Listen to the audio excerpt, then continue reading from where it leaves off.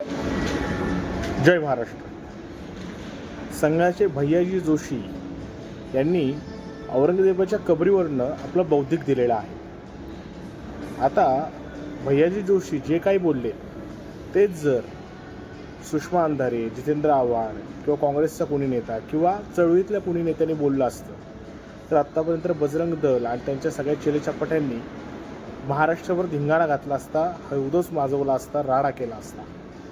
पण केवळ संघाच्या भैयाजी जोशींनी आपलं बौद्धिक दिलं आहे म्हणून हे सगळे गप्प आहेत. हा जो सिलेक्टिव्ह जो एक त्यांचा हिंदुत्व दाखवण्याचा जो प्रकार आहे हे केवळ ढोंग आहे. लक्षात घ्या, औरंगजेबाची कबर ही त्या ठिकाणी असणं हे छत्रपती शिवाजी महाराज यांच्या शौर्याचं प्रतीक आहे. हे आम्हीही मानतो की जो औरंगजेब महाराष्ट्र जिंकण्याच्या उद्देशाने महाराष्ट्रामध्ये आला, तो औरंगजेब इथंच मेला, याच महाराष्ट्रामध्ये गाडला गेला, पण त्याला महाराष्ट्र जिंकता आला नाही. त्यामुळे हे छत्रपती शिवाजी महाराज, छत्रपती संभाजी महाराज यांच्या शौर्याचं प्रतीक आहे.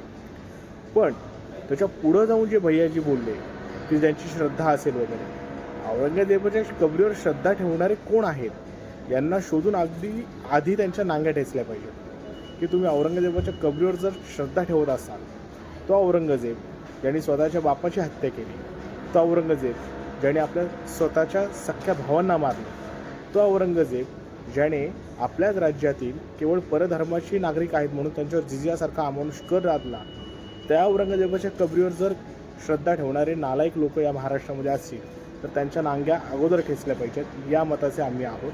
आणि जे काही बौद्धिक आपल्या या ठिकाणी दिलेलं आहे आणि त्या बौद्धिकावर जे काही त्यांचे तथाकथित ठेकेदारी घेतलेले हिंदुत्ववादी आहेत, जे खोटे हिंदुत्ववादी आहेत, ते जे गप्प बसलेले आहेत त्यांनी गप्पच बसावं, कारण त्यांचं सिलेक्टिव्ह हिंदुत्व असतं. पण आम्ही गप्प बसणार नाही.